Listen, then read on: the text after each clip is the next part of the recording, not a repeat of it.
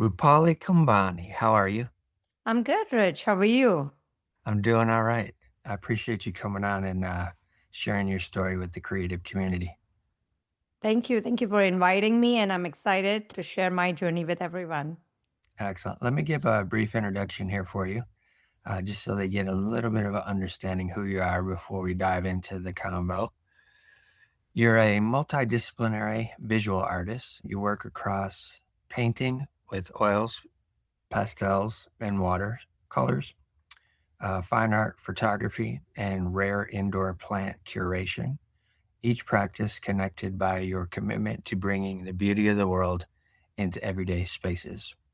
Your photography, through your international travel, you've used the camera as a second visual language to compare or to capture moments of wonder and intimacy from cultures and landscapes encountered across the globe.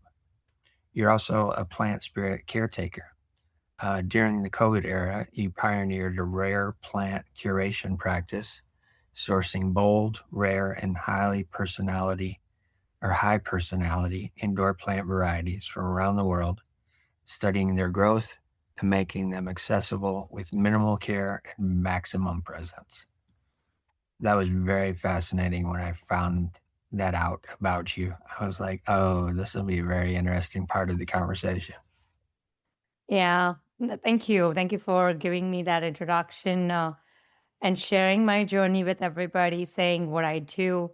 In a nutshell, is as you have said it, my intention with everything, people to experience and bring a piece of world into their space. So when they buy something from me, they're bringing that experience with them. I want to make sure my art comes as an experience. You see, you feel something out of it. Hence, Yeah, all my art is inspired by travel. Photography is one, but then those photos, some of those photos converts into painting also. So I would always say my art is places I visit, people I meet. That's the inspiration behind that. excellent. So I only ever have one question structured for this conversation, and it goes way back in time to the Sure. very beginning of where were you born and what was life like as a kid for Rupali? So I was born in Mumbai, India. For me, life as a kid was, I would say, was fascinating. It's very, again, very experience driven, which a lot of people in other part of the world would not have experience. If you are aware of Mumbai, it's very cosmopolitan city with so many different culture, different people, different food, different festivity. So always the experiences around it, that joyful, colorful experience. I think so. That's the memory I always bring with me whenever I think about my childhood. It's very competitive world, so it's a lot of hustling going around. So it's very hustle culture, which I've been grew up into. So that's something also resonates a lot with me. And curiosity. It's every time is there something new? It's why we are doing this, what's happening, why one would do in this way. That's where a lot of my experimentation in different subjects and different media comes from. I feel like these are some of the experience I can remember as a childhood. Yeah. How about your parents? What type of work did they do as you were a kid?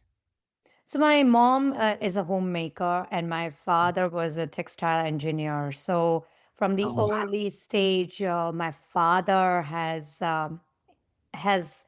put me in front of textiles, coloring, designing, how the value system works.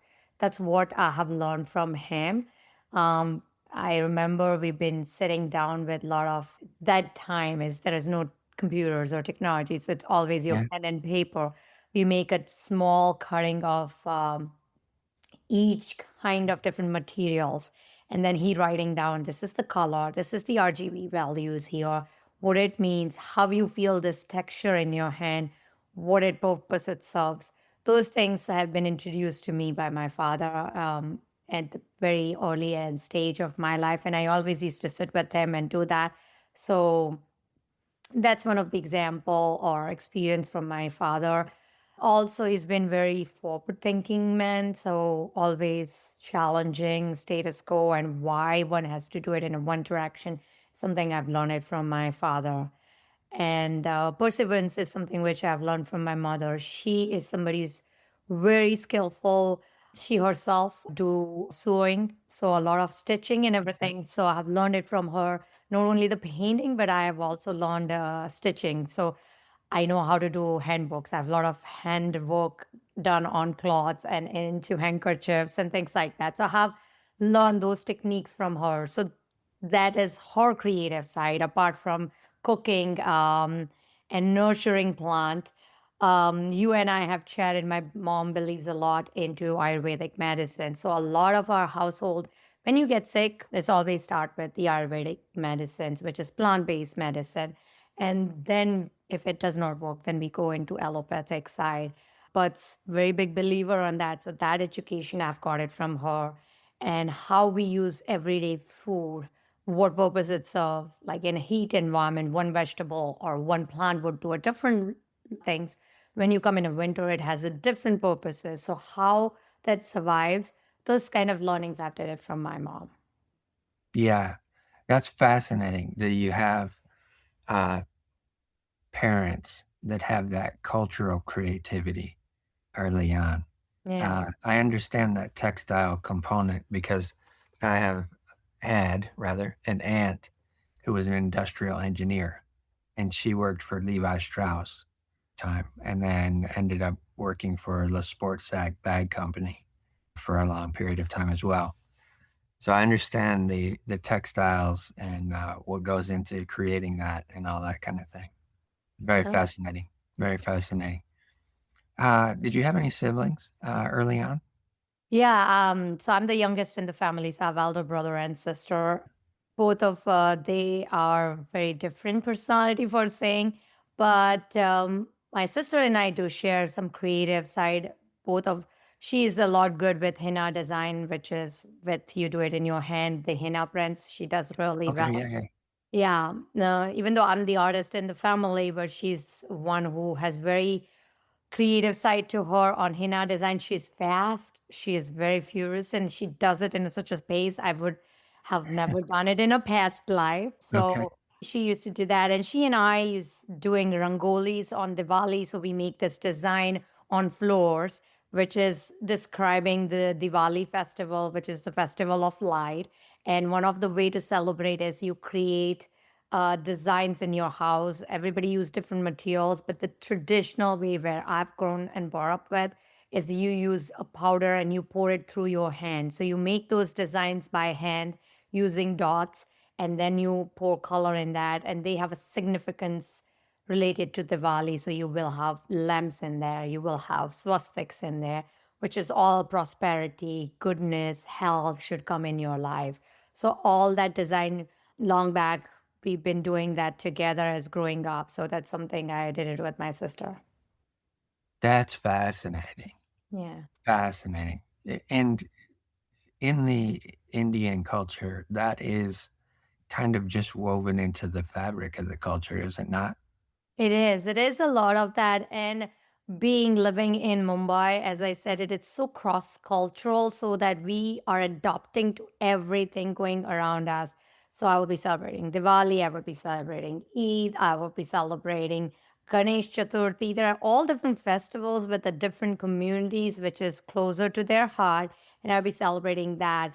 One of our festivals or traditional for my cultural side is Garba, where we do this dance move to celebrate the goddesses. It's so many culture and so many different traditions, so many different way of making food and create art and how you celebrate. It's fascinating. I would say I'm blessed to be born in there to enjoy that. Yeah. Living in the United States, I do miss that. It's that fun part of every festivity. It's so joyous moment for everybody in the house. You're doing everything, and that is a different kind of energy everybody should feel at once in their lives. Yes, I agree. I Yeah. agree fully. I think the world would probably be a lot better off. Yeah. Truly. I mean, that's the reason I can connect with different cultures easily. I can understand each other because this is the place where you're very open, you're welcoming to others. We are all talking about foods in a different ways. We are all talking about the same thing in a different ways. Like how I do Rangoli is different than somebody who is my neighbor is. But during that time, you talk with each other and say, hey, how are you doing this thing versus that thing? Have you tried this? And we become so connected with each other. Differences becomes really small that time. I feel that's a really great way to learn. Then your other time when you have some conflict, you still can understand, oh, I know what's the mindset Rich is coming from. And I know him and I know he doesn't believe this thinking. So let me connect with him in a conflicting time. You will more open to connect with others when there is a conflict happens. That's interesting. Yeah. That's Yeah. very interesting. Yeah. I don't think many people think like that. Yeah. It gives you perspective, right? In a good Yeah. times, people are open. I understand it. Mhm. Even though in the same family, we lived through the same experience, and this is common to everybody, each sibling experience everything very different way. So your Yeah. experience will be different from your brother or sister. Even though you Yeah. are living the same experience, you are in the same house, going through same parents with the same food, but how we each interpret the same thing will tell you more about their own personality, what they are looking into. And once you know that, it helps when there are conflicts happening. You can understand, my brother is not thinking like this, or my sister doesn't believe in this way. Let me tell and talk with her in a more positive way, or tell her what's my perspective is. And we Yeah. can make this conflict a little bit smaller than how big they are. Exactly. How about your grandparents? Did you have know your grandparents as you were little and growing up? I did. So my father's side grandparents, they were very much, I think so. They were very much independent. So they were living their life. We were connected. We meet during the different festivities time, but not as everyday life. While my maternal side was closer to us very much, they were living closer to us. In Mumbai, even distances are small, but the traffic is so bad that it takes a longer period of a time to commute and travel with each other. So, being having close proximity with my maternal grandparents was really good. And they were all very different people, I would say, with a different aspect. And I learned very different things in my life from them. It's like how to be and what not to be when you grow up. So, it's very Okay. that was a very interesting experience. And I still, me and my sister always talk about that, saying, hey, that's something is that positive experience stayed with me or that negative experience stayed with me. For Yeah. sure. For sure. How about school? Were you one of the students that would sit towards the back of the class, or were you more interested in sitting up front? I was always in the front. I was one of the nerd. Uh, Okay. So All right. that's the reason. A lot of time in beginning of my career, I started painting when I was 7. Oh, And wow. yeah, very early in stages. And thanks to my mom, it got nurtured at that time. What I used to do it is I used to sketch different cartoons coming or people coming in a newspaper. So Okay. that's what my mom saw. And she said, oh, she has really good hand-eye coordination. She's good in designing. We need to nurture this. And being with the limited resources, the only way she could find was hiring some student from who are studying in art. Okay. So she went to the art institute colleges and found some students saying, hey, do you want to earn extra money? Can you come to my home and teach my daughter your techniques? So at a young age, I got some of the very highly skilled techniques. I think so. I Yeah. remember at the age of something 12, I have sketched myself. Like self portrait was done. My first self portrait, I did it as the age of 12, I think so. And that was looking myself in the mirror. That was one of the homework he has given it to me. And now looking back and what I know about art, I was like, that's very early stage. Somebody would do a Yeah. self portrait at that age. And with Yeah. that technique, not photographs, you're looking in a mirror and going down. And what do you remember? And you painting that. So that's what my mom tried to do it with me, saying every time there is a break and vacation, she finds some teacher as I grow older and can travel by myself. So she's saying, okay, let's find some good teacher who can train you in different medias and different techniques. So very early stage, I worked on charcoal, on watercolor, and sketches and pencils. So how to do hand-eye coordinations, how to be have a good design values. That's I've learned it at very early stage. So yes, and to academic wise, as I go further into my academic side, it's been a lot more pressure because, as I said, it's a very competitive world in India and especially in Mumbai. So I focused a lot into my studies, and as I grew further in my academic side, my art side gone lower and lower. So I Hmm. very less focus on my creative work because I did not have enough time or bandwidth to work upon both and give my 100%. That's interesting. Yeah. Amazing that your mom saw that and wanted to nurture that early on, number Yeah. one. Also, two, the thought process of going out to find other teachers for you Yeah. so that you could start learning those techniques very early. Yeah. Whereas most of the time, even 12 years old, you don't know how to do a self-portrait at that point. You don't usually learn about that till maybe high school here in the States and even into college level. But Yeah. that's fantastic that you had that so early on. Yeah. Um, Truly amazing. Yeah. I Yeah. respect that so much. Oh, thank you. Yeah, No, really. that time you don't realize it, right? You are in emotion. I didn't know whether it's right or wrong. Is it Yeah, very early or not? This is the era we were talking about because even internet has came very early in United States. Has not been so forwarded into other developing countries, and right. it's not every affordable to as even to till now date. It's very affordable here if you go back in India and other developing countries, it's not every part of the country would be that accessible as it's accessible here is. So during that time, I am, as you have said it, I'm amazed by my mom to think to go to the institute where there's no internet, there's nothing, you just do your plain go determined saying I need to teach my daughter in the best way possible and the best student I can. I mean, there are so many other teachers you can find it around your neighborhood, but she didn't have faith in that. She felt like I need to find somebody who is the right person, not somebody who claims to be an art teacher in their side job, but somebody who Yeah, knows the art.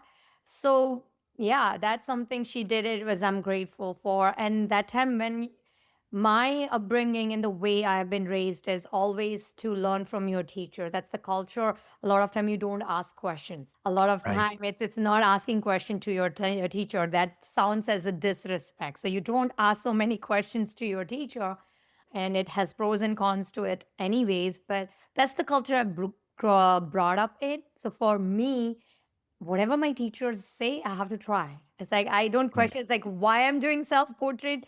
You didn't taught me this here, there. Why you want me to do this?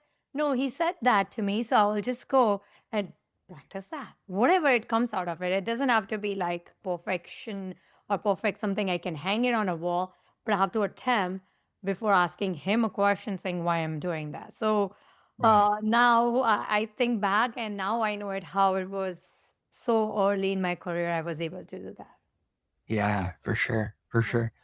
Do you remember having a large friend group at that point in time in elementary, or did you have a smaller friend group?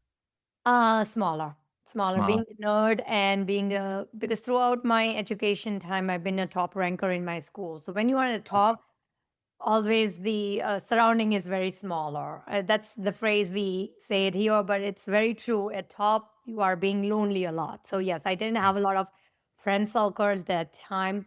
And in a way, it helped me to focus on my strength, on my skill set. So sewing is something which I learned it from my mom, saying I have no extra time. There are not tons of friends to go and play around with. So how can I use this time and energy? So I focus more on my inner self and what are my strength likes in. So art is one of that I am good in doing it. So let's put that energy and effort into creating more better art, learning new techniques, whatever short period of time I have it. Same way learning new techniques with stitching, with my mom always coming up. It's like, I'll teach you every new needlework, how you do this versus that. So I think so. It worked out well for me that I didn't have tons of friends, but I could focus on what I'm good at and what I really like to do. Yeah, absolutely. Were your siblings a lot older or were they kind of close to you in age? Yeah, they are a lot older. So there is a huge age gap between me and my brother and my sister. So always, you are youngest siblings and they are at their earlier stage. So they would not take me everywhere, every places unless parents forcing them saying, hey, you have to Right. take Rupali with you. And it was like, oh my God, we have to take her. Why? This is not even for her. So Yeah. some places they do, but I do understand that I think so from the early age, I understand that there is an age gap and there is a space needed. And Yeah. I cannot be comfortable because even in their group conversation, I wouldn't understand half the part what they are talking about. When am I going to go there and do anything? Or if it's playing, yes, we do play inside the house and some of the card games or some other games we can play together or board games we are playing together. But when they're playing with their own friends, their skill set and mine is very different. So it's pointless to be part of that group anyways. Yeah. Right. For sure. I get it. But Yeah. I did It's have a cousins who were around my age. So I was blessed okay. that way. I have my maternal side, as I was saying, it's closer to me. So I have a lot of cousins who are same as my age and 1 or 2 years apart. So we had a gang of our own where Okay. we get together, talk together. And fortunately, there was no technology. So you meet each other, you talk with each Right. other, you play Yes. with each other and share those things. And you're excited when I meet next time to my cousin. I'm going to tell them this. I'm going to tell them what happened. Yeah. So that's a different source of excitement. So I did have a good cousin group to play around with. That's good. Yeah. That's good. And you're absolutely right. That I at that point in time, with technology not as prevalent as it is today, that Yeah. was what you did. Yeah. You met, you hung out, you did stuff, and then when you would go back to your house, you would do your own things, but you would remember, "Oh, I wanna tell them this. I wanna tell them that." Yeah. Yeah. I think at that time, most importantly, I feel like every small things matter to us. Every small Yes. experience was so big, and now you have a biggest experience, and it doesn't matter. Okay, we forget so easily because yeah, it was this. You posted on some social media, and you're done with that. That time, any small thing like oh, I got extra candy or I got extra this, it becomes a big event of your life, which you remember and you cherished more. Now, that's not the case. So the experience part has really changed a lot with the technology, I feel like. Yeah, definitely. Definitely. Um, moving through elementary school, Yeah. did you have any teachers that you remember that also recognized you had these talents and abilities and that you were going to excel and wanted to encourage that for you? Most of my teachers were really great with me. They understand and what they believe, even though I was great in education and I was scoring good, they did not just force me to just put my effort more into academics so that my college or my school gets the name because your star a student is top ranker in Okay. the everywhere, so that is a proud moment for your as an institute and your recognition goes higher and you attract more similar kind of students in yourself. Okay. So I feel like they were not focusing just on that. They were focusing a lot on a well-rounded student. So some of them were focused a lot into my debating skills, some were focused a lot on my art, and all got equal value.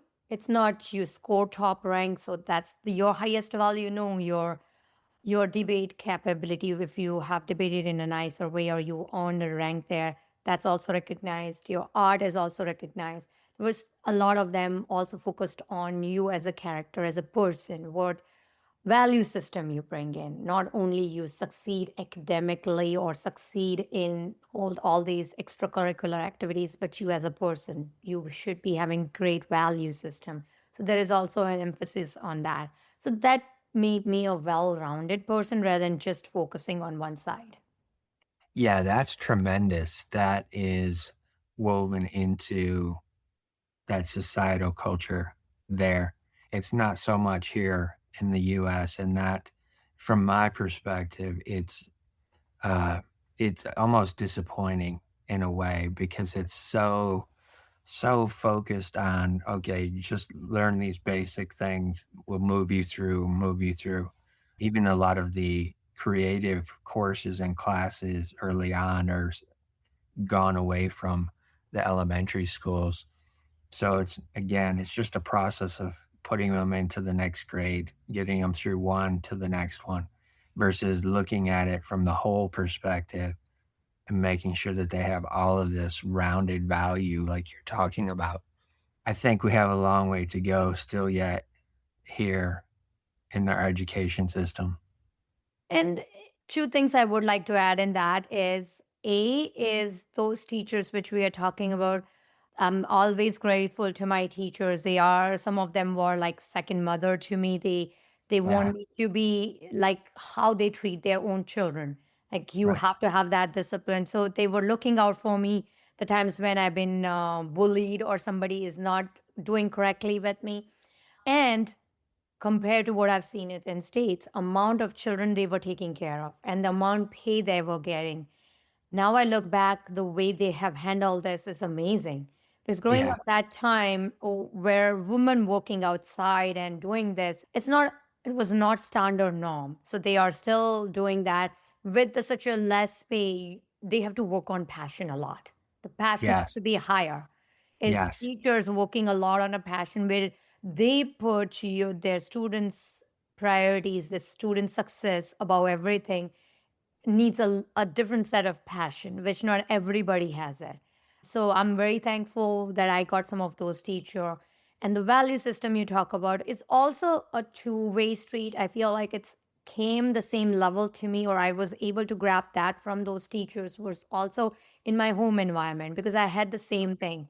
A lot of yeah, time I see it up here too, is even teacher try to do something, parents comes in the middle and says, no, you can't behave like that, or you can't right. give that value system. For Yeah, me, my mom has openly told to teachers, you have to teach her that if she does not behave that way, if she does not have those value system, you can tell me directly. She was a very hands-on mother, and she was very active in my life, and most of my schoolmates who are my juniors, seniors, still meet her and recognize her. She doesn't know everybody. She has not studied with any of them, but she's right. very much valued and have been seen that way. So that's just like both my parents were very high on value system. Every time I get a top rank, my mom has taught me that you should be like a tree. When tree gets fruits and flowers, they bend down. They don't go up straight. So you have to be humble. And if I hear it somewhere else that you are not being humble, then it's going to be the end of me. So yeah, but that's how it is. So then teachers have that freedom saying, now I also want my daughter to be humble, and now I can train Rupali to be the same level. So I feel like it's both ways. Parents, you most of the time as a kid, I learn it from my home, the people I meet, the environment we are in. That's a predominant effect on us as a child. So, and it's, I think so, house is the time you maximum spend in. Every time as until certain age, you are spending a lot more of your time in your house. And if your Yeah, parents put that environment for you, you learn from that. That's the reason you will see certain businessmen, people have their children very much interested in business. There are certain who are in medical field, interested in medical field, because that's the environment they are grown up with. That's what they are learning it from.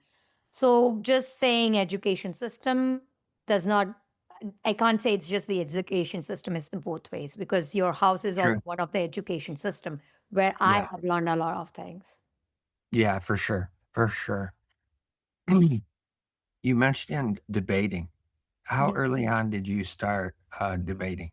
I started debating, I think so, when I was 10 years old. Or, yeah, Really? yeah. Oh, wow. Debating at small school levels, essay competitions, talking, participating across schools. Yes.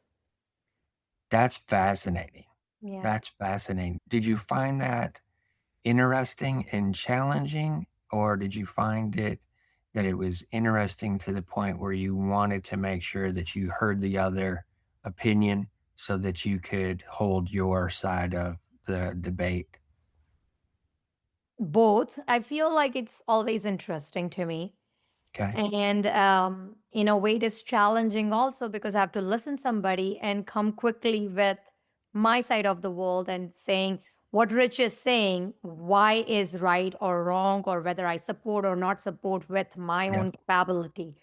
So it's so much that's it's a challenge. It's very challenging in how you articulate in a nicer way.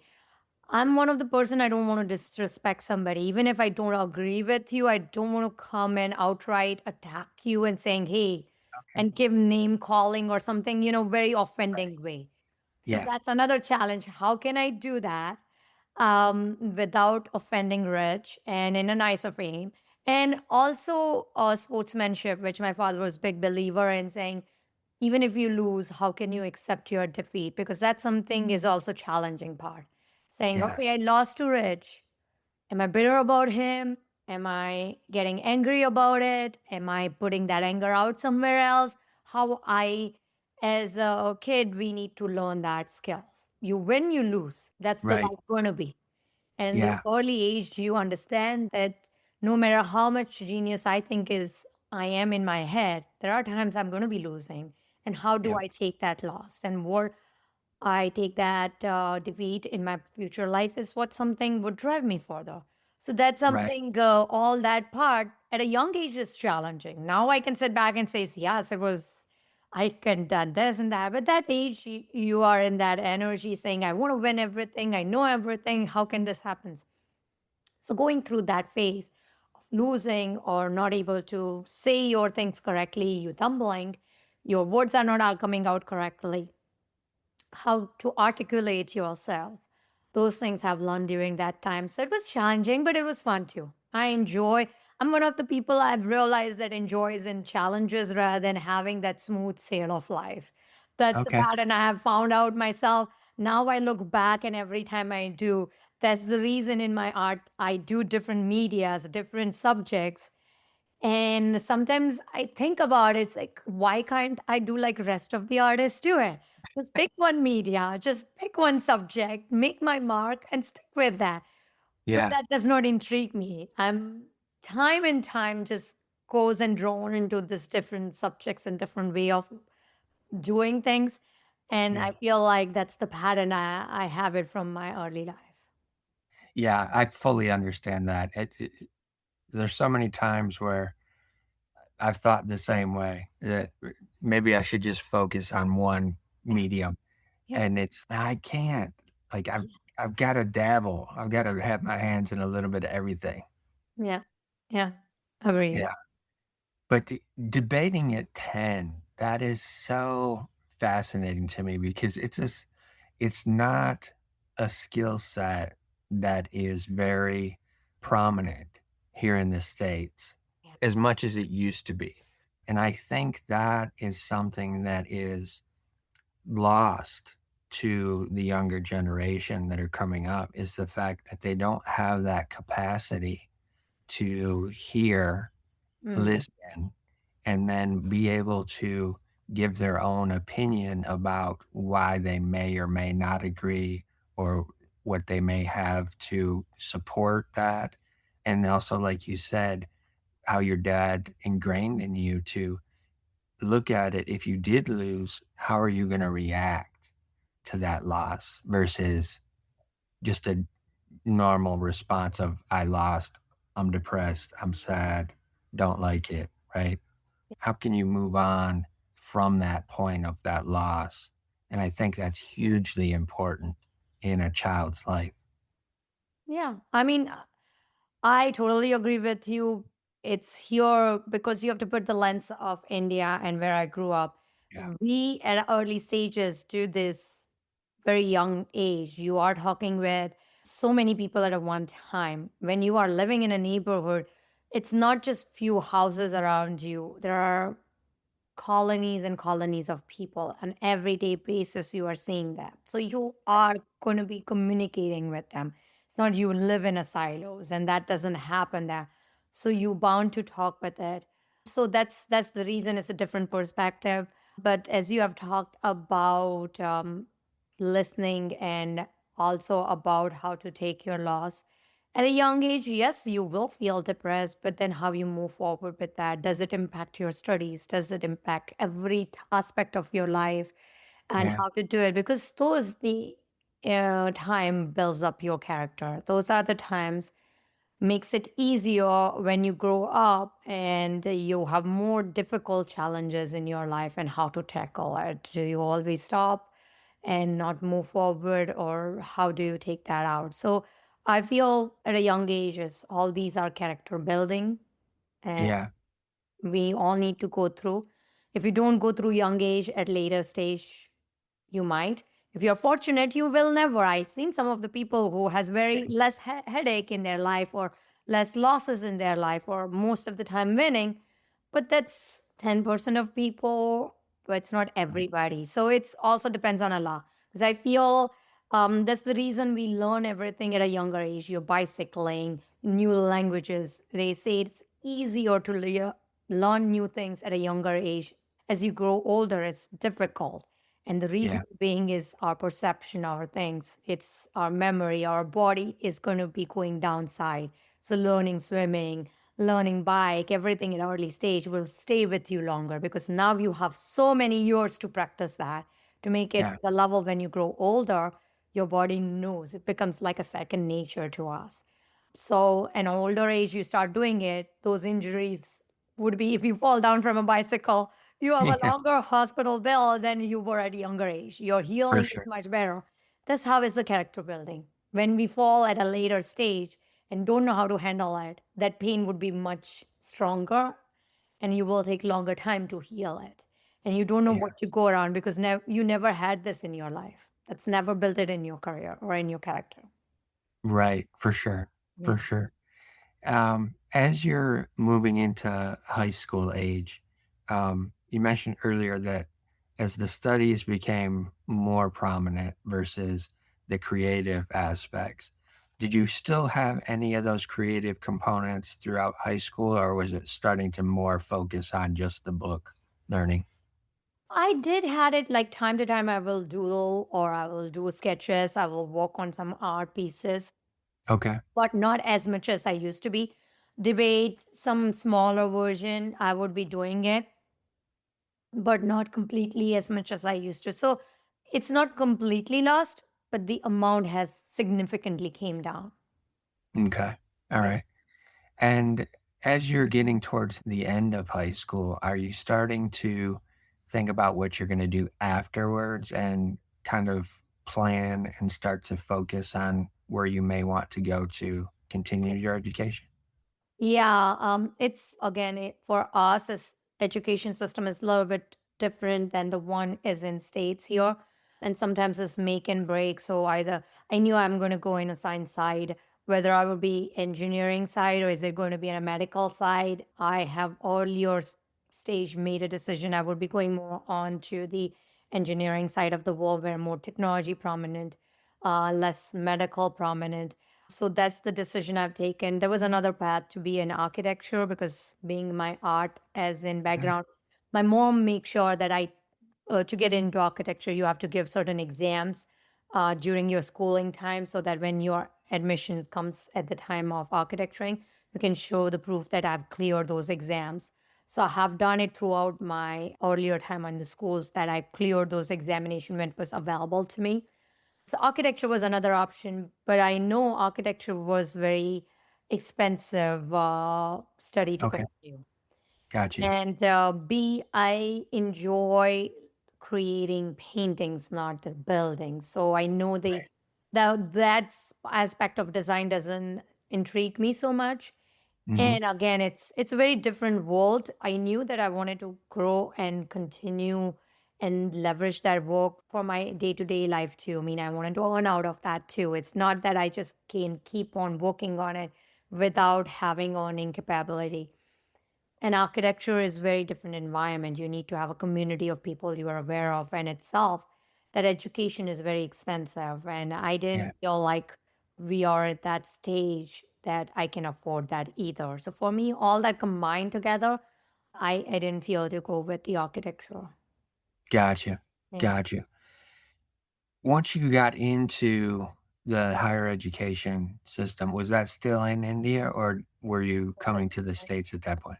No, I have did my master's until my master's. My first master is in computer science. I've did everything in India. Okay. Yeah. And how was that environment? Were you still staying at home or did you go away to No, go I through? was staying at home because all the institutes were around me. So Okay. that's the luxury of living in Mumbai because Yeah. Mumbai being is a hotspot, we have a great education system around us. So it's Okay. easy to commute. And very similar to New York. So staying is very expensive. So to finding a house somewhere or apartment, that's not the concept we grew up in. So you don't Yeah. typically think that is common. And Okay. B, it's very expensive. It's very expensive to find another home in Mumbai because there's so many people and very less land. So the prices Right. are gigantously high. So no, so every time I stayed with my family throughout that time. Gotcha.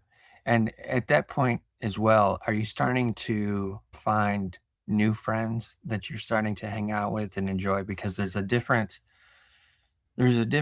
in mindset when Yeah. you get to that level of education Yes. that it's a little bit different than when you're a kid. You have a lot easier things to connect with Yeah. versus when you're older. Fortunately, it's the same for me. Connection wise is a similar level because Okay. I am more about value system rather than what study you do it. Even if Nice. you are in not into masters of computer science. So what happened is I did bachelor in physics. And when I went to Wow. yeah, my bachelor is in physics and I topped in university that time in physics. So I did. Holy cow. Yes, and then I moved into Masters of Computer Science, and when I moved into Master of Computer Science, it's a big Mumbai university having Master of Computer Science. But I also have a friends who were there with me in bachelors have moved into Masters of Physics, and I do enjoy some of those subjects like for me, the space from the nuclear side, all these were really topic which I connected with. Uh, So I would join their classes. They would invite me and say, "Hey, we are going to have this teacher talking about this topic, or there are going to be a outside person coming and talking about it, or we are going to go to another university or institute. Do you want to join?"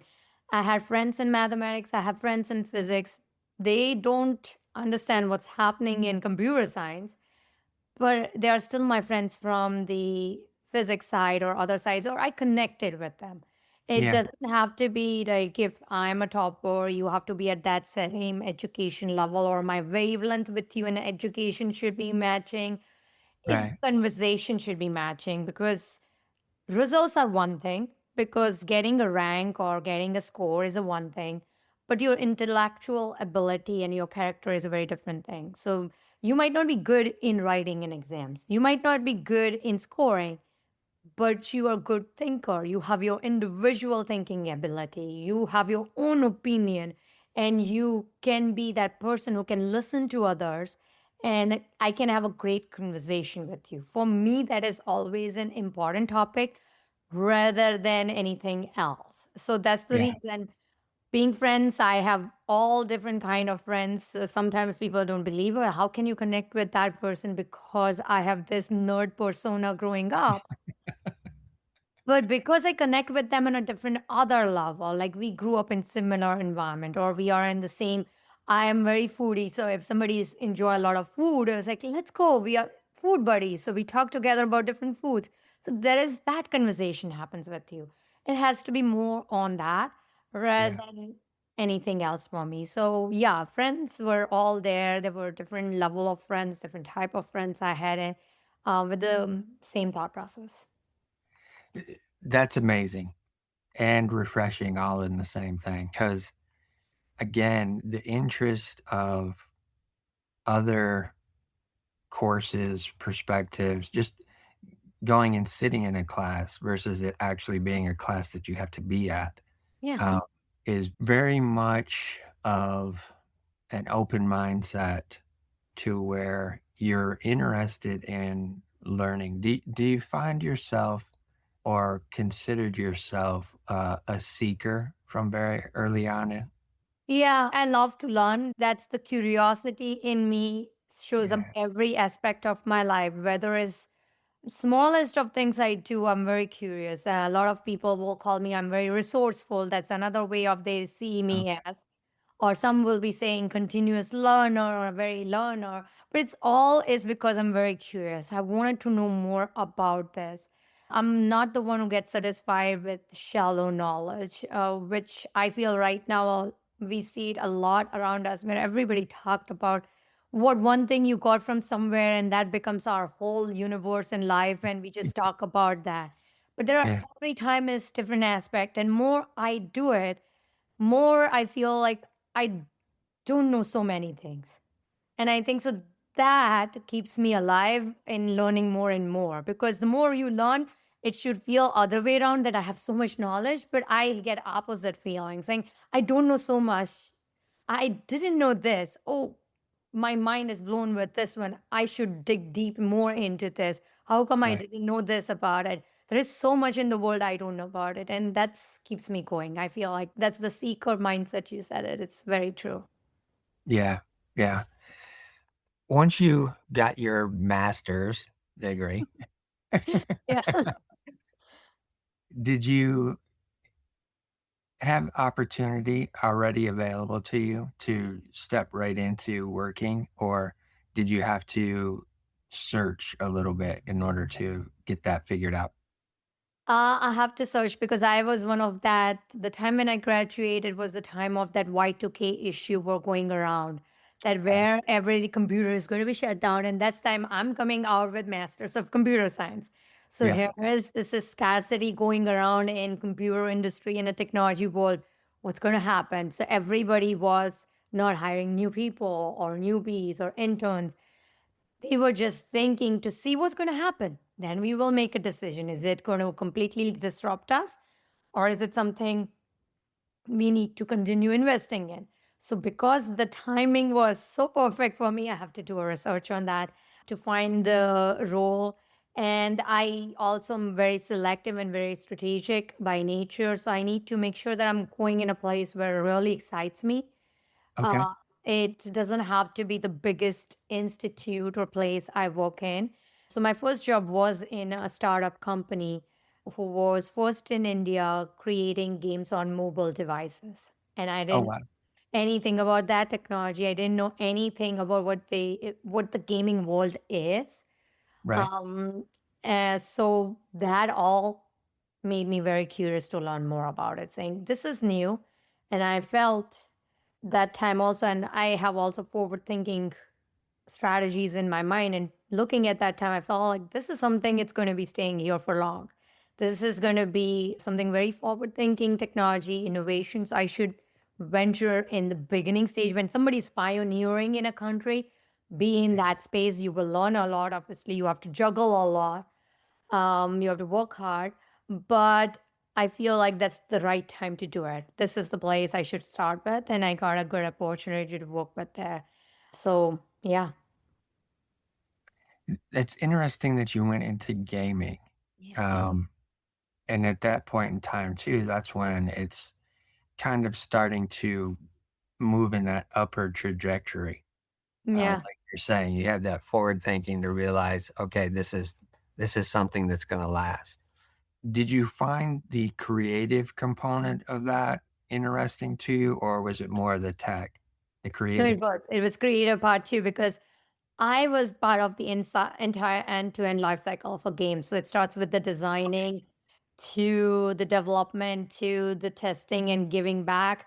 It's a Yeah. very fast-paced, and I think so. When I was in that stage of my life where I just come out from college, you have so much enthusiasm, so that speed matches with your enthusiasm. Like we have to deliver a lot of games with some of the events.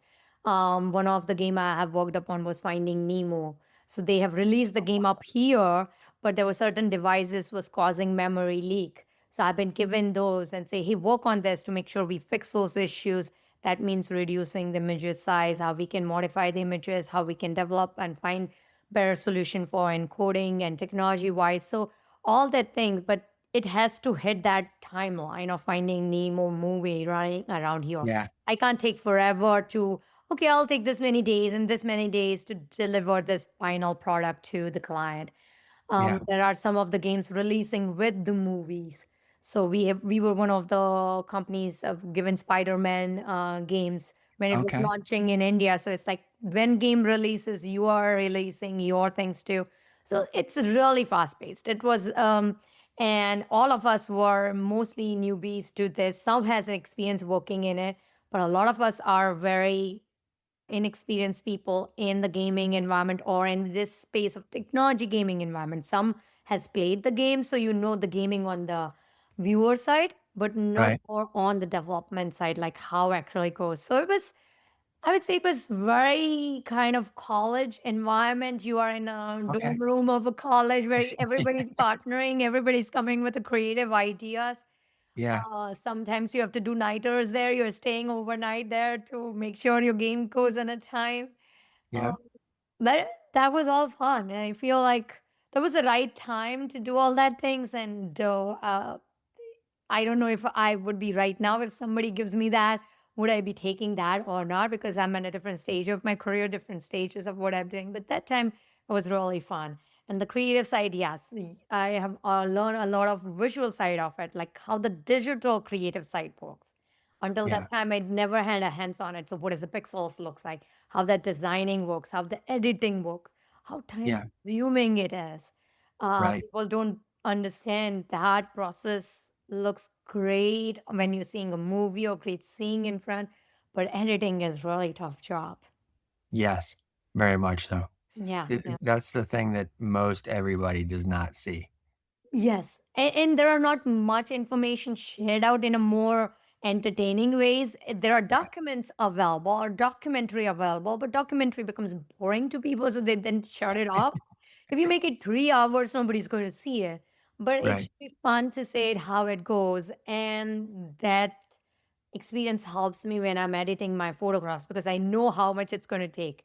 Taking a photograph is one thing, but editing them, it's a long, long journey. So you have to be mentally prepared how to edit my photographs. And it's a painful process, to be honest. Yeah.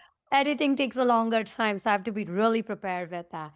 But yeah, that experience helped me to see the digital side of the creative space. Okay. How long were you in that environment before you were looking at the next thing? I think so. I was there for 3 years, if I 3 remember. years. Yeah. Okay. And once you finished that, what was the next phase that you went into in It's terms of in terms of it's a very totally different corporate world. I was in banking. I was in fintech company. holy cow, just went out. Oh yeah. If you see my career trajectory, it's very like one industry from another. It's nothing to do from one to another from the industry perspective. But I do participate in that transformation space where I'm transforming any sort of technology or client service. So this one was in fintech. I was providing consulting or client services to a banking organization. Uh, Okay. an onshore offshore environment, which was I first time worked in, where your partially team is in different part of a country, and Okay. you are sitting another side and you are leading that team. So that was very different environment. I've not worked in that before this one, so it was fun. Yeah, that is a different direction for sure. Yeah. Um, didn't expect that at all. Great. I can give a curveball and every time, and I will tell you the next industries. Yeah, didn't expect that at all. Mm. But understanding though the crossover Yeah. component of it, of the how the tech is now being applied Mm. to that industry. So I get it from that side as you explained it. Moving from banking, are you still continuing in that tech environment?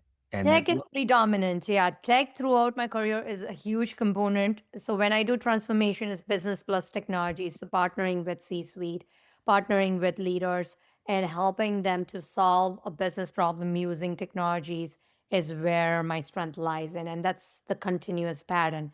but technologies, one varies very differently. Like the one which I did it in gaming was very brand new. I haven't even have studied that. So that was a very new technology I've worked with.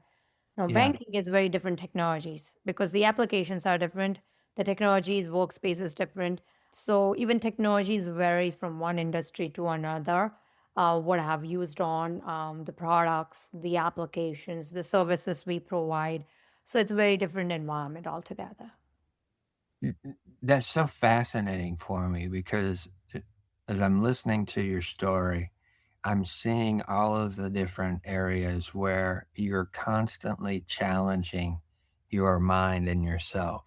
Yeah, see, that's what I'm telling you. The more you will see and talk about it, is that the constant piece because I'm intrigued by, as I said it, I never worked in onshore offshore model like how your partial team works. Never have experience in banking, so it's like, what is the financial space looks like? What does it mean? We all work with bank in our day to day life, but what is Yeah, happening in back end? How this is working? And it was in the security space. So we were providing securities to banking, which is very highly tricky because yeah, security is all our data is very critical. yeah, And in a banking and in healthcare environment, both of these industries are highly governed environment and highly secure data environment you have to work in. For them, the data breach has a higher cost than any other industries. So yeah. having working in that high risk environment for me was very challenging. So I said it, I want to take this and learn more about it. And then make that decision whether this is right for me to continue working on it or there's something new I wanted to learn. That's what Right. that's what I believe in. I don't believe in something is just to say no because I've heard more about it. I like to experience by myself and say, hey, is this really right for me? Or is it what I've heard? Because again, it's going to be rich experience. It's somebody else's experience. It's not my own experience. I believe in my own experience more than to listen to everybody else's experience. Is the art coming back into play?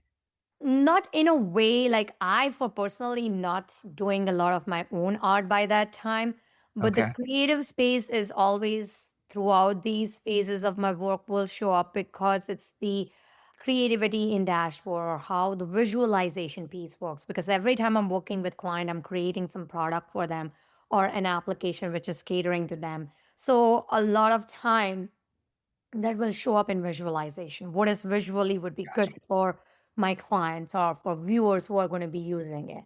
It Yeah, changes from one work to another. From the banking side, I would say it was not that predominant because it's a security application.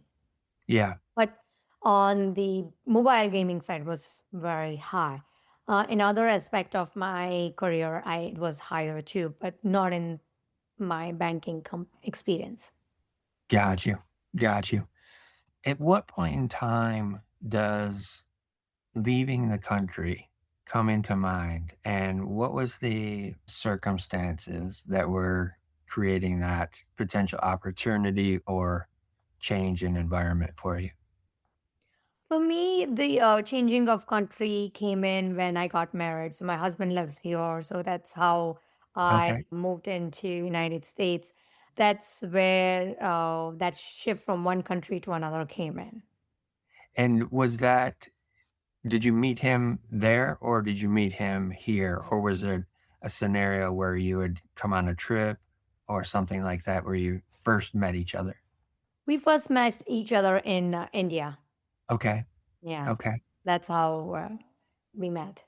Got you. The That must have been a very strong connection to be Yeah, able to say, "All yeah, right, I'm willing to leave my home country." yeah, for sure. Excellent. One of the other things that I wanted to ask early on, and I wanted to wait to get a little bit further into your story. Did you have a sense earlier on as a child that there was more to what you were experiencing just visually around you?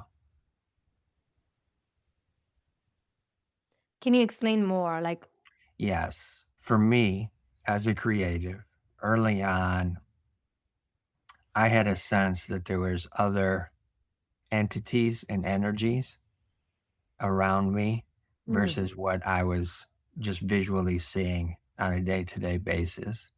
And so in my head, I was trying to rationalize, why am I seeing these things versus the fact that nobody else is noticing this.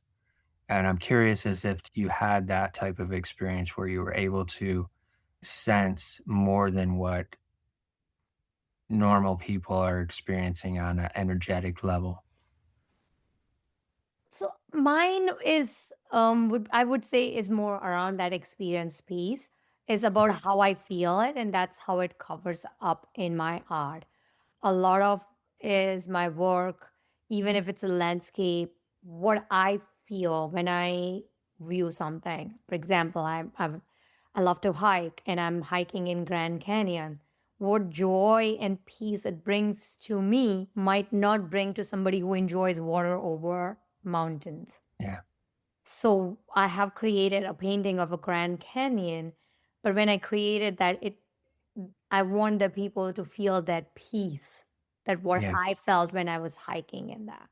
So that Yeah. from my childhood, I would say that's something been consistent with me. It's like what I feel, what I'm passionate about.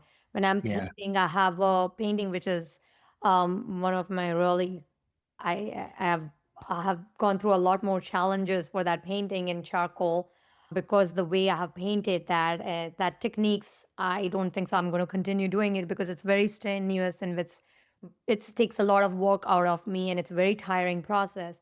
But that big of painting which I've created, so I named it as Tyranny Over Woman. So there is a woman's face, there's a bird face, and what me as a woman felt during that time, that emotion will show up in that Yeah. woman's face and things like that. So it's all about what I feel as an experience. Even when I colors, I from growing up in an environment there is so many colors around me. I have love for Yes. colors, like Yeah. that joy when I see colors. We have festival of colors in India where we throw colors on each other. Yeah. I love that festival.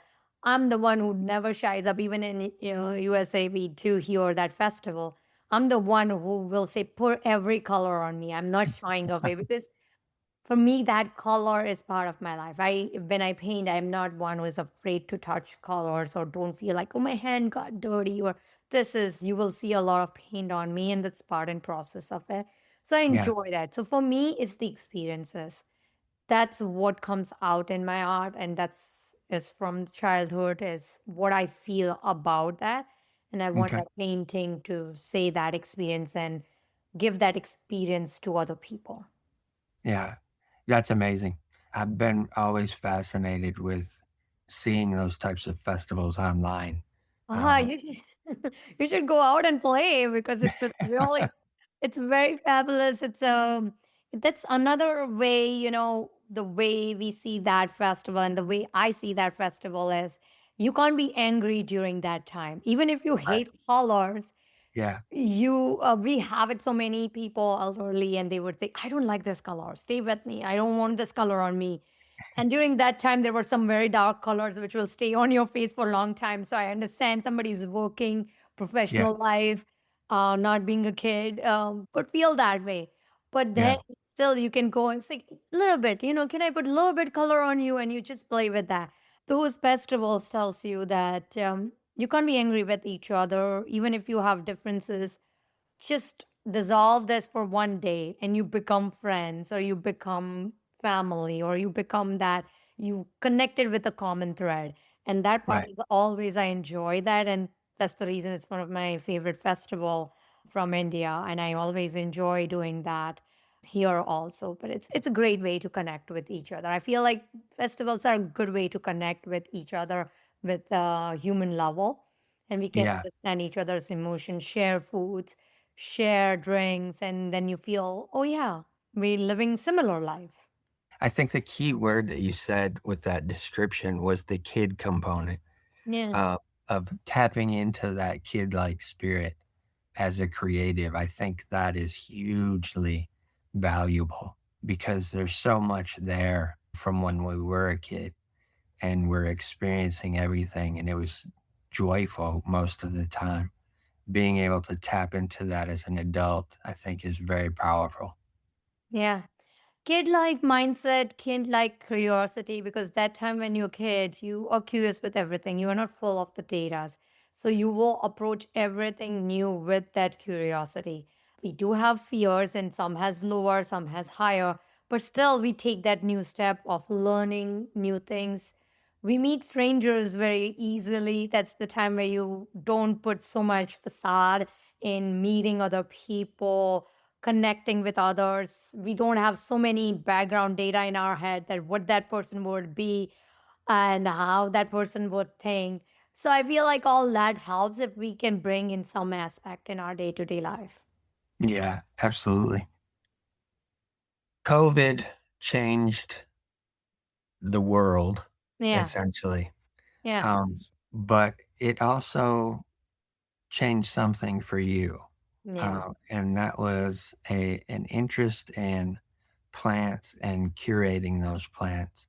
Yeah. Can you share with the audience a little bit about what that curiosity, how it came about, and why it came about? So until the COVID time, I was growing some plant outdoor and I still continue doing it. I have my outside garden where I create herbs and vegetables, which I use in a day to day life. And being living in Chicago area, we don't have luxury of good weather every time. So there is Yes. limited small windows. So I try to create those plants so that I get a supply for a year around. So now I have my system so that I get my herbs of my own homegrown, and I can use that for my own vegetables, for my own oil creations and things like that. But what Okay. happened in COVID is I got a time to see how I can create plants inside my house. Like outside is good, but I have a limited window. I want to have something which I can see year around. I can enjoy the nature inside my space. And that's where I got a lot into your indoor house plants. And I started with some common house plants where we are working on day to day. You see it in big box stores. And as I start working on it, I got more intrigued by some of those rare selection of the plant. Now, rare plant selections are mostly not grown up here in North America. They are in a different part of different world. They might be Right. part of South America or Central America or Asia. So they have a different environment. And I try to grow them inside my house. My passion is to make them big and lush as they are in their home environment. Okay. Mm, but I don't give them completely home environment here, because what I see a lot of time is people are giving them completely homegrown conditions. So for example, something is growing up in Costa Rica, they try to give them that much amount of humidity, that much amount of light throughout the entire life cycle.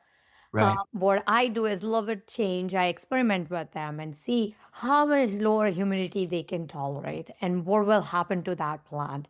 I want to Okay. grow them big and lush, but I don't want to make this plant journey as a burden on me. It's like I don't want to feel like, oh my God, now I have this fuzzy family member or a diva in my house. I have to take care of her so much. For me, my plant is like my family. They are a living thing. I don't separate them out. Is they have a life like I have it. And Yeah. these are the ones I'm decided to take care of it. So these are the family member I selected. It's not given me by birth or something happened and they came in my life. They are whom I have selected. So I take care of them as my own family. So for me, I want to see how much they can take it. And then I document all that. My whole purpose is to publish a book on that so that it make it easier for people to take care of them, and I sell them also. So what happens is what people get it is how somebody in the Midwest area can grow all this with this much amount of light and things. There is not a Right. lot of data is available. If you open up online, they will say this plant needs bright and indirect light. What does that mean? Bright and indirect. It's very, very vague. Yeah. So people can learn from my experience and I can tell them that bright and indirect for this plant is this. But I've also experimented with them very less light or very much light and what happened to them. So you can learn from that and make this as a plant which you want to have it in your space. Is this much amount of effort you can spend on this? so you can bring that joy into your space. Yeah. That's very fascinating for me. And the reason I say that is because I'm seeing you approach the plant from two different perspectives. One is the connection that we have with plant life that we don't always think about, and very seldom do we consider it from the perspective that you have of it being a family member. Yeah. Uh, but I understand that because I understand that we're connected to everything. Yeah. And it's just about the way that we interact with it that allows that connection to be stronger or less. The other perspective that I'm seeing that you have is this perspective of challenging the plant, almost tying back into your tech background to where you're kind of stretching to see how much you can allow it to expand in its own way, all the while being its caretaker as well. That's very fascinating. Yeah, the second aspect you said it is actually a from my personal experience. As I told you, I love to challenge myself. So Yeah. that's a challenge on me. When you have an expensive plant sitting in your house, you want to grow that faster. And now you put that plant, you've grown it to that level. I have a plant which is has a 5 feet 3 inch leaf. Oh And my gosh. yes. And that leaf, I mean, that plant, it's a beautiful long leaves I have it. And I'm putting that plant into 30% of humidity where typically the plant lives in at least 70% humidity. It's a lot of risk. Or yeah, it's in the rainforest of Costa Rica. So yes, so that you can see the difference. And Yeah. for certain months, because that's where Chicago winter comes in, where humidity goes down. Now, when come in summer and spring, we have humidity coming up. So it's not Yep. throughout their life. But that's the challenge piece in me is like I wanted to know what you can take it and what is that challenge you can survive. So it's a lot of risk taking ability, which I feel like it's my innovation technology side. You have said it. It's that Yep. risk, a risk adverse. You want to take a risk and see how it works. And secondly, is also something I've learned from the nature when I've been to different places like Colombia, Costa Rica, or any other environment where there is nature is predominant. Even in India, we have so many huge varieties Yeah. of nature happening. What something we can see is nature is not perfect. Even though it's grown up in these part of the world where there is a higher humidity, it doesn't mean it's going to be humidity every time. It doesn't mean there is no dry period coming. Doesn't mean there Yeah. is no bugs in there. Yeah. Nature is so much harsh at some time when there is thunderstorm coming, when there is a flood coming. The plant still survives. Plants still have to live, and nature come back by itself. So there is something in nature. I've seen that, and I feel like okay. So in normal environment, nature is surviving. So why I'm trying to be so much fussy about this, saying I want to give them a best of environment, how I can give them that natural ability and see how their adoption looks like. Yeah. Just like us, we have to go through some tough time to know what the good time looks like and how to adapt to it. So that's that. I think so. Yes, my risk taking ability has helped in that, but also looking at outside, going in nature, traveling and visiting, being that place. I feel like that's how nature works. So why I'm trying to do something different here. No, exactly. The I understand what you're talking about when you're talking about the weather in Chicago because it's somewhat similar here in Metro Detroit as well. Yeah. Yes. So I can imagine how much of a potential stretch it would be taking a plant like the one you're just describing and making sure that it's still providing and sustaining itself within that environment that's not natural whatsoever for it. Yeah, for some environment, sometime this is happening. In the beginning of my career, I mean, beginning when I'm starting this plant journey, a small bugs would freak me out. It's like, oh my gosh, there's bugs on my plant. What am I going to do? I'm going to spray this. I'm going to spray this. And it takes, because I told you I treat them as my family members. So for me, it takes my peace away. I'm constantly worrying about, my mind is, what happened to that Right. plant? It's going to survive. No, I should have done this better. I should have done that better. So it used to freak me out. But again, going out in nature, I've seen it. There are bugs happen. Nobody's going in a forest and putting bug spray every time. Right. It's not realistic. It's not going to happening that. Yeah. So now that has helped me in easing into all that plant queries or worries I had it. I'm not losing sleep over that. Doesn't mean everything has to be in the bugs. But when there are bugs happen, I feel like it's a natural part of it. I'll take care of it. I'm not going to keep the bugs forever there. I'm taking it. But I have right now 170 plant genus is growing inside my house. I cannot take care of them with my day-to-day life. So yes, but I'm making sure I'm not losing sleep over that. It doesn't affect my mental health and it does not affect me in a way so that I start freaking out. I'm able to live with the box. And I know with my experience, what I have done it, how plant have survived and thrived in that environment. So I know they will come back. For me, it doesn't now that much worries me saying, okay, it's going to be breaking my collection. It's going to be, my plants are not looking best. No, they will. They will come back because I have experience working with them and knowing that what I have learned through this process. Through that process, how has that work with the plants affected your creative side of things? It is one level of creativity too, but what I differentiate between when I'm doing my creative, when I'm doing my paintings, when I'm doing my photography, if I'm talking the visual part of it, I feel like that's using very control side of me. So because Okay. every mark I make is been planned by me. This Yeah. is where I have control over what I want my viewers to see, what emotion it should generate, and how it should generate.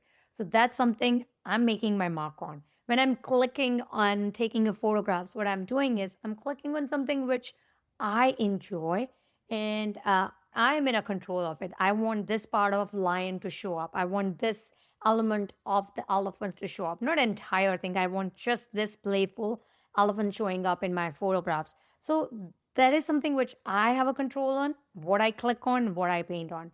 Plants, on the other hand, has built up a lot of patience in me because that's something I cannot control. I People ask me, how do you have such a great plant collection? What do you do? Every of my clients want to learn more about them, saying, what do you do? How do you do it? An hour is not enough for me to talk with them because they constantly asking these questions. But at the Right. end, I have to tell them no matter how great environment I can give, how great plant collection I have it, at the end, it has to be the blessing of Mother Nature. Because Yeah. without her blessing, I cannot survive. Because this we are talking about now living things, something it's controlled by nature. I am Yes. a caretaker, but I cannot guarantee that my care would convert into the highest growth of that plant. And I've seen it time to time. There's somebody who, some plant which I've not giving attention as much as I wanted to, is thriving because that's what they needed that time. So that's beyond my control. So that has created a lot of patience in me that I can do Okay. this. Be patient. It may turn out as you planned, or it may not turn out as you planned. And now, what do you do next? So that I can pour into every aspect of my other life. So that has created a lot of patience in me by working with plants. That's very interesting to recognize that. And I don't think that many people would even consider that would be a result that would come of it, that you would be able to experience something to where it's teaching you. But I believe that if we just pay attention a little bit closer, we can learn from so many different things, especially nature, especially animals. Yeah, They're constantly giving us information, yeah, showing us things, showing us the way that they survive, showing us the way that they interact. yeah, And I think many times, especially in the cities that you and I live in, yeah. there's not a conscious effort Hmm. to slow down, to pay attention to those cues that we're getting all around us. That could be very much a learning experience.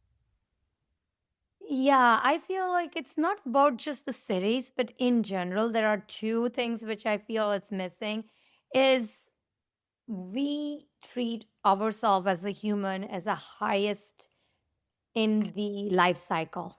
Yeah. So, what you talked about the animals, when we talk about plants, they do have a life. We acknowledge that, but we feel that we are superior than they are because we have ability to think, we have ability to speak, we have ability. We have created this entire universe around us. We can think about it, we can talk about it. So that somehow made us superior than any other living things around us. Right. Yeah. That's the reason when I told you that my plants are my family, that aspect, it's not digestible for other people. It's like, you're just taking care of plants. What's the big deal? No, it's a big deal. Yes. It's a living thing. It has their own needs. They also get sick. They also need nutrition. They also need food. The Yeah. good part of them is they don't talk back to me. They don't care what color I look like. They don't care Right. how much money I have. They Yeah. just focus on growing and what they are getting. If we all focus like that, we would be better human for sure. If we focus on Yeah. that, but we don't want to because we are superior. Why? How can we learn from somebody who is beneath us? So Yeah. if you have to debate between a life and animal versus human, everybody would say you have to save a human life, obviously. There is no doubt about that.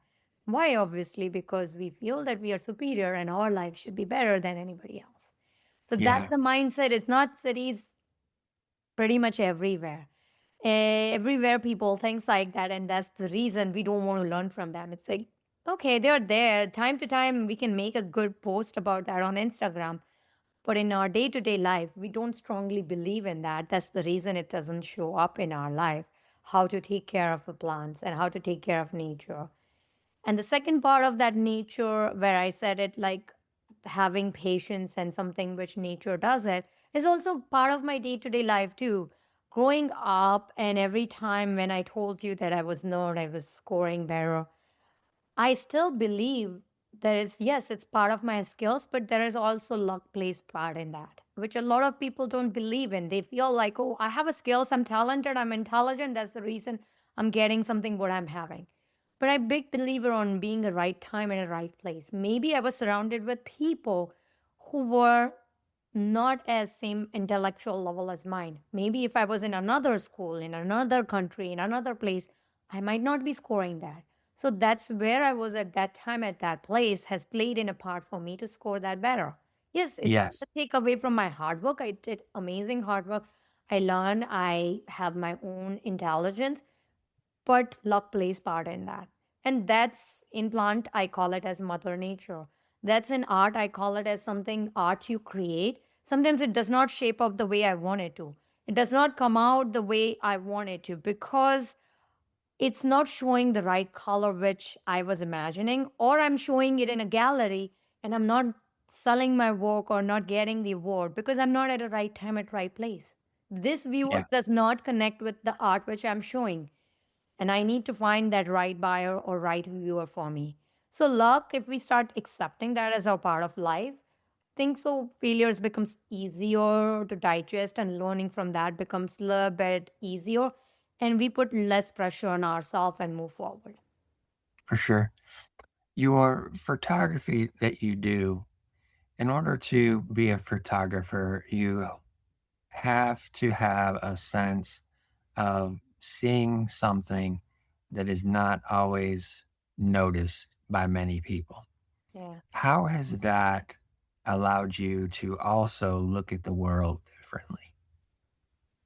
Oh, interesting.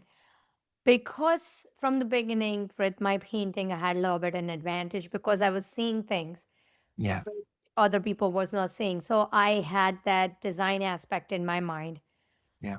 I had a sense of what I like and what I do not like. So, for example, when we go out and I'm looking in mountains or looking towards a street, what I would pay attention to, which not everybody would be. So, I had that background growing up and spending time in painting for so many times. That has been backgrounded in me through my painting world. So it was a little bit easier for me when I Okay. put the camera in front of me. Now here is the technique is totally different because sometimes you have to capture a moment in a certain period of a time, especially when I'm doing wildlife photography. Yeah. Animal sits in a certain time, a certain place, and you have to collect it. And the most difficult becomes the birds, because recently I came from Costa Rica trip and I did a lot of bird photography. They move so quickly. So the moment you want to capture that moment, if you are too slow, it will go away quickly. And I Yeah. was not carrying a tripod or anything. So it was a lot of arm exercise. So how to handle your weapon, or you will say your equipment, is very important. So Yeah. bigger lenses, how you work with them, and then how you manage that, what you wanted to see is important. And as I said, editing helps, because a lot of time editing helps into some of the distortion if I have got it through that, or what I wanted to focus more in it, or seeing that I have 100 of same elephants photographs, so which one is right for me. So editing, it's super helpful, because again, my vision is clear. I know what I like and what Right. I want to show to the people. This is who I think. I was in a cloud forest of Costa Rica and Monteverde, and a lot of people, there are great birds. There are some amazing selection of birds out there. There are amazing selections of plants out there. But I was focusing on all of them, but simultaneously I was focusing on water drops. Cloud forest has very that misty Yeah. environment, which some Yeah. might be seeing right now around me. Yeah. Exactly. Exactly. That cloud foresty environment is that misty environment. You're constantly there. It's Mother Nature is there. It's throughout there. Yeah. And if it is a freshly rain, when we were walking around the cloud forest, it was freshly rain. So that water droplets on the plants were really great. And I was carrying some of the great macro lenses with me, so I can zoom in to those droplets. And I've focused on that a lot. Now it takes certain people to see that as art, or somebody to take that prints and hang it in their walls. So it's Right. obviously my vision allowing, and being catered by people who really enjoy that vision. So for me, I'm very particular, and I know from this lifelong journey of painting what I really wanted to see and capture through my photographs. And has that lens continued to play out with your perspective, even from back when you were debating, of having to listen and counterpoint and also see perspective from somebody else's eyes? Has that photography allowed that to continue on? It does, from photography and painting, because I display my work in so many curated exhibitions. So when I'm there, I see there are people coming out and what they see it. I was recently in one of the Geneva Art Explosion. We have it around here in downtown of Geneva, Illinois, where I partner with a business to showcase my work for a day, where people can come and buy and see the work. So it's a way to give visibility to artists and local businesses. So artists, local artists pairing with local businesses. That was a great initiative. So when I was there was one, my abstract painting was purchased by this lady. And I'm very curious. So I asked her, what intrigued you in this art? What did you like that you purchased and you want to hang it in your wall? And she given her aspect on my painting, which was totally different than mindset I had it when I've created that painting. So hearing her perspective, it gave me a different sense and understanding what she really liked about it. And I was happy that give you that experience. It's different than what I wanted to, but it's still given you an experience. And it's a positive, so that you want to keep it with you and keep that memory with you. So I'm Yeah. all in during that time I'm always asking, and I get it so many different views. Like one time I was in a jewelry show where I was hanging my Arcadia plants from Kenya. So there is an Arcadia tree in the Kenya with the two deers in front. That design was so different, and that photographs which it's been selected did not have complete Arcadia plant. It was cut out on the edges. I win an award for that one because of the way the design was it. And the juror felt that it's very deliberate, that my deliberate effort of cutting and not showing complete tree worked Yeah. really well with that vision that made her intrigued. So what I saw was worked with her, but it takes that somebody who to see that aspect of it. And another person who has lived in Kenya came and talked to me and says, this is exactly the trees I've grown up and seeing in my house because he'd been raised there. So that brought some very different memories for him, or childhood memories for him. But that's the beauty of experiences. That's the reason I Yeah. say my art is an experience, because something bring a joy to one can bring a tears to somebody else. It's your own experience and how you feel it. But I'm open to all, and I would love to know everybody's experience and see, hey, what brings joy out of this? Which one you like it and why you like it, and which one you don't like it and why you don't like it. I'm open to all that. That was amazing, the way that you described all of that. I think that's a perfect place for us to be able to close out today with those words. Each time I come to the end of one of these wonderful conversations, I always want to just remind the audience, and this has been something that you have done throughout your lifetime, and that is listen to your heart, but always be kind to your mind.